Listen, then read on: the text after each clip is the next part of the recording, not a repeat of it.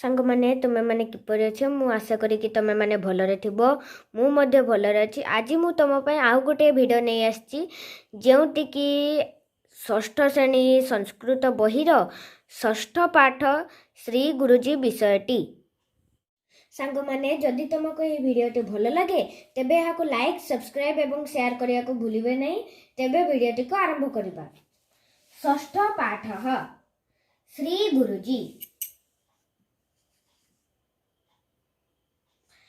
माघ कृष्ण एकादशी तिथि विजया एकादशी नामना प्रसिद्धा। नागपुर नगरे सदाशिव गोलवलकरस्य परिवारे माधवः जन्म लब्धवान्। तस्य मातु नाम लक्ष्मीबाई, माधवस्य श्रद्धा नाम मधु आसीत्। कालान्तरे सः श्री गुरुजी नाम्ना ख्यात अभवत्।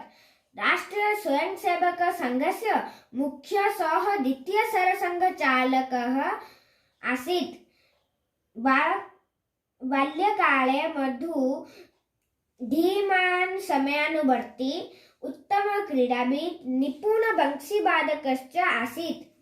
उच्च शिक्षा समाप्य काशी विश्वविद्यालये प्राणिविज्ञान विभागे प्राध्यापक अभवत्।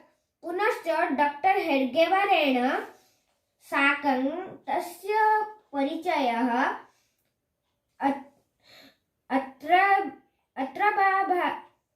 अत्र भवत्। संघस्य अनुशासनं संघटन कौशलं च दृष्ट्वा सः संघ प्रति आकृष्ट अभवत्। आध्यात्मिक दीक्षानिमित्तः स्वामी अखण्डानन्दस्य सारगाछी आश्रमः सः गतवान्। तत्र दीक्षा स्वीकृत्य गुरोः आज्ञया संघकार्यं कृत्वा नागपुरम् आगतवान्। संघ संस्थापक डॉक्टर केशव बलिराम हेडगेवारः 1940 तमे अर्धे दिवंगत। 1940 1973 पर्यंत समग्र भारतवर्षे प्रवासं कृत्वा संघकार्यस्य विस्तारं श्री गुरुजी कृतवान्। संघशक्ति कलौजुग इति सम्यक् अवगम्य राष्ट्रस्य कृते स्वयं जीवनम् अर्पितवान्। तस्य ध्येयवाक्यमासीत् राष्ट्राय स्वाहा इदं राष्ट्राय इदं न मम इति। तेबे सांग माने एबे मु तुमको ए विषयटी को भल भाबरे बुझाइबी। माघ कृष्ण एकादशी तिथि विजया एकादशी नामना प्रसिद्धा। माघ कृष्ण एकादशी तिथि विजया एकादशी नामरे प्रसिद्ध। नागपुर नगरे सदाशिव गोलवलकरस्य परिवारे माधवः जन्म लब्धवान्। नागपुर सहर रे सदाशिव गोलवलकरଙ୍କ परिवारे माधव जन्म लाभ करिथिले। तस्य मातु नाम लक्ष्मीबाई, तांकर मांको नाम लक्ष्मीबाई थिला। माधवस्य श्रद्धा नाम मधु आसीत्। माधवंकर श्रद्धा नाम मधु थिला। कालान्तरे सः श्री गुरुजी नाम्ना ख्यात अभवत्। समयानुक्रमे तांकर नाम श्री गुरुजी हेला।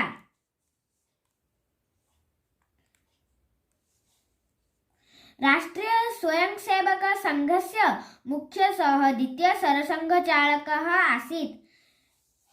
राष्ट्रीय स्वयंसेवक संघर से मुख्य द्वितीय सरसंघ चालक थिले। बाल्यकाले मधु धीमान् समयानुवर्ती उत्तम क्रीडाविद् निपुण बंशीवादक आसीत्। पिलादिने मधु बुद्धिमान समयानुवर्ती उत्तम क्रीडाविद् और दक्ष बंशीवादक थिले।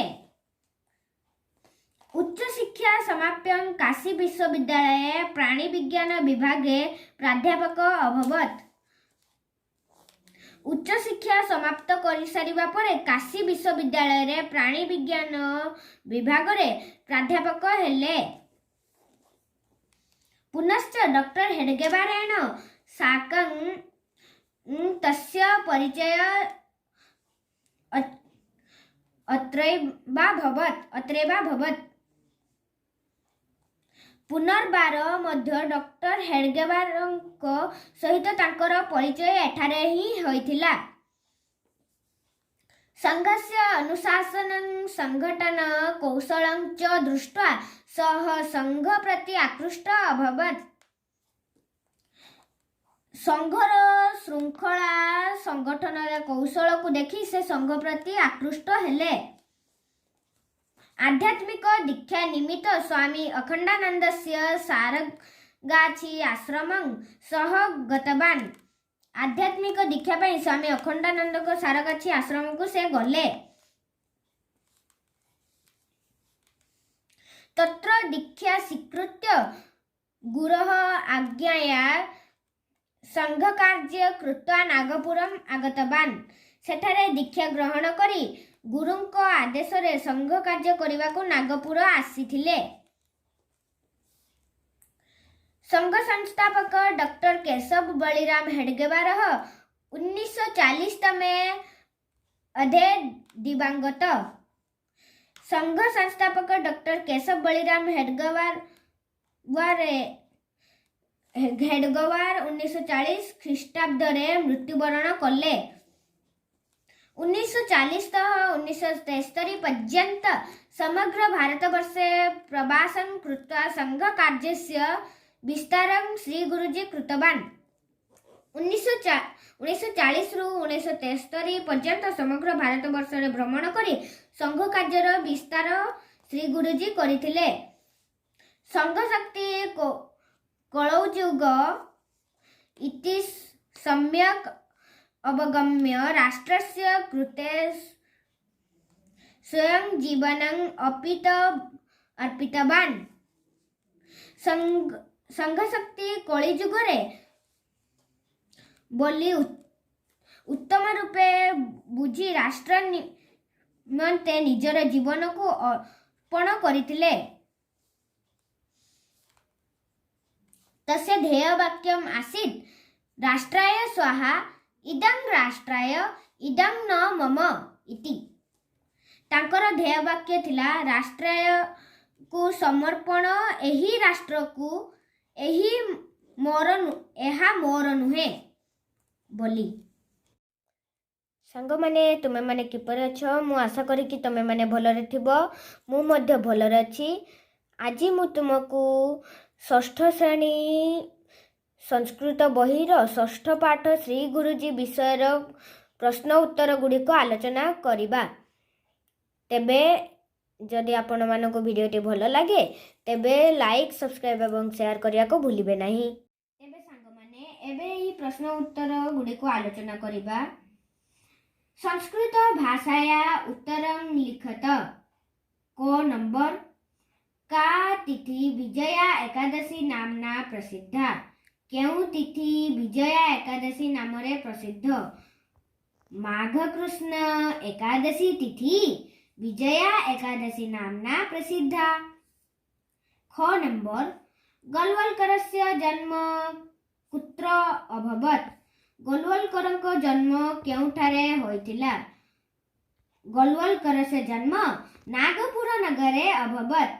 गोलवलकरଙ୍କ जन्म नागपुर सहर रे होइथिला।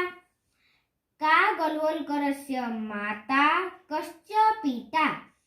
किए गोलवलकरଙ୍କ माँ और किए बापा? लक्ष्मीबाई गोलवलकरस्य माता, पिता स्म सदाशिव गोलवलकरः। घ नंबर माधवस्य ध्येयवाक्यं किम् आसीत्? माधवंकर ध्येयवाक्य कोण थिला? माधवस्य ध्येयवाक्यम् आसीत् राष्ट्राय स्वाहा इदं राष्ट्राय इदं न मम इति। व नंबर माधवस्य श्रद्धानाम किम् आसीत्?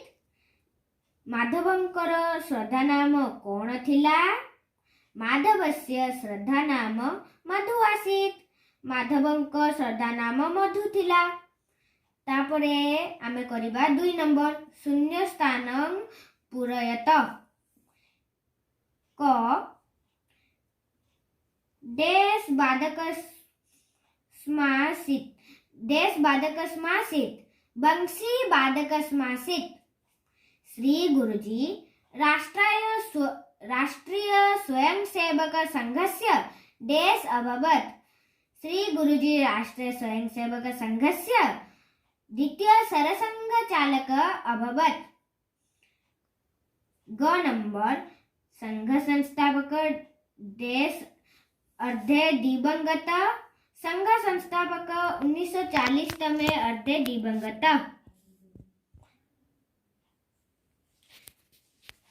तापरे एबे जानिबा किछिटी शब्दार्थ कौन देइछि साकं सह साकं र अर्थ होला सहित दिवंगत मृत जोटा बा मृत होई जाइथिबा मृत्युवरण करिथिबा तापरे देइछि सियं सियं